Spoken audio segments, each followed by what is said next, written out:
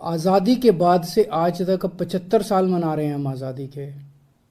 पहली बार एक गरीब आदमी की गेहूं और चावल के ऊपर टैक्स लगाया गया, खाने पीने की चीज़ों पे टैक्स लगाया गया है। कभी नहीं लगाया, किसी सरकार ने नहीं लगाया। सबसे क्रूर चीज है ये। एक एक बिल्कुल गरीब आदमी, एक भिखारी जिसके पास कुछ नहीं होता, वो भी मार्केट से जब गेहूं और चावल अब खरीद के लाएगा, उसको उस पर टैक्स देना पड़ेगा। किसी सरकार ने इतना क्रूर कदम नहीं उठाया था। गेहूं पे टैक्स लगा दिया, चावल पे टैक्स लगा दिया, गुड़ के ऊपर टैक्स लगा दिया, शहद पे टैक्स लगा दिया, छाछ पे टैक्स लगा दिया, लस्सी पे टैक्स लगा दिया, दही पे टैक्स लगा दिया, पनीर पे टैक्स लगा दिया। क्या जरूरत पड़ गई? क्या ऐसी क्या हालत हो गई केंद्र सरकार की कि गरीब से गरीब आदमी के खाने के ऊपर टैक्स लगाने की नौबत आ गई, जो आज तक 75 साल में कभी नहीं हुआ था। और केंद्र सरकार ने पेट्रोल और डीजल के ऊपर इतना टैक्स लगा रखा है, हर रोज बताते हैं 1,000 करोड़ रुपए का, 1,000 करोड़ रुपए की पेट्रोल और डीजल से टैक्स पे आमदनी होती है। साल में लगभग 3.5 लाख करोड़ रुपए की आमदनी होती है केंद्र सरकार की, पेट्रोल और डीजल पे जो टैक्स लगा रखा है। कहाँ गया ये सारा पैसा? और अब कह रहे हैं कि सारी जितनी सुविधाएं जनता को फ्री में मिलती हैं वो बंद होनी चाहिए। सारे सरकारी स्कूल या तो बंद किए जाएं, और या सारे सरकारी स्कूलों में बच्चों से फीस ली जाए, ऐसा कह रहे हैं ये लोग। आप सोच के देखो, अगर सरकारी स्कूलों में फीस लगने लग गई, देश के कोने कोने के अंदर सरकारी स्कूल, वैसे ही सरकारी स्कूलों के अंदर पढ़ाई खराब है, और अगर सरकारी स्कूलों में फीस लगने लग गई तो बच्चे को तो कोई नहीं पढ़ा पाएगा। आधे से ज्यादा बच्चे इस देश के अनपढ़ रह जाएंगे। देश आगे कैसे बढ़ेगा?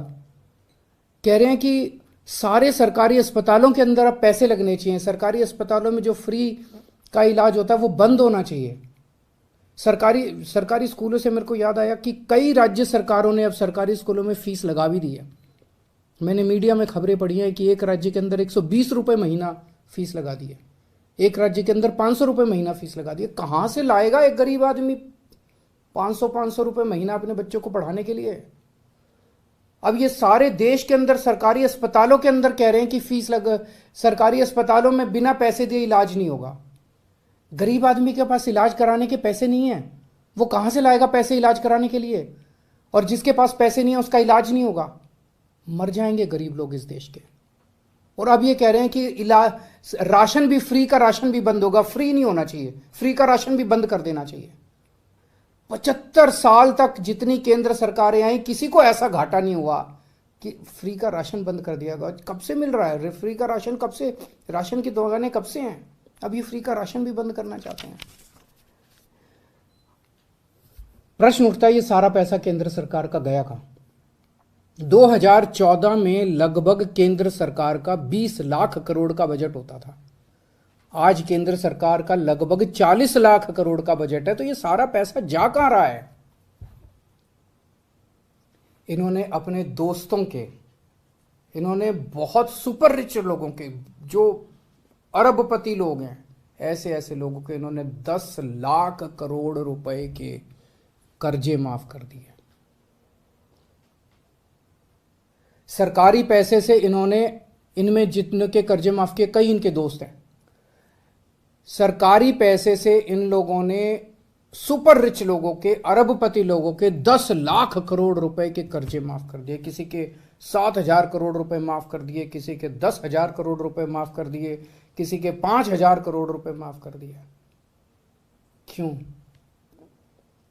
अगर ये कर्जे माफ नहीं किए जाते, इतने करोड़ों करोड़ों, हजारों लाखों करोड़ रुपए के अगर कर्जे माफ नहीं किए जाते, तो इनको खाने पीने की चीजों के ऊपर टैक्स लगाने की जरूरत नहीं पड़ती।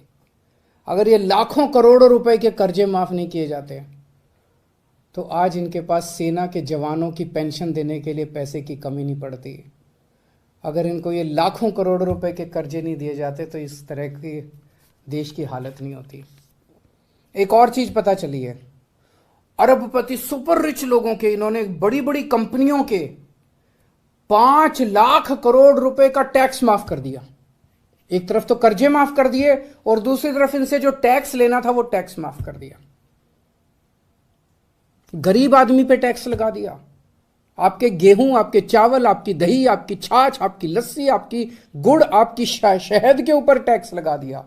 बड़े बड़े अमीर लोगों के 5 लाख करोड़ रुपए के, पिछले कुछ सालों में 5 लाख करोड़ रुपए के इन्होंने टैक्स माफ कर दिए। इन्होंने छूट दे दी इनको।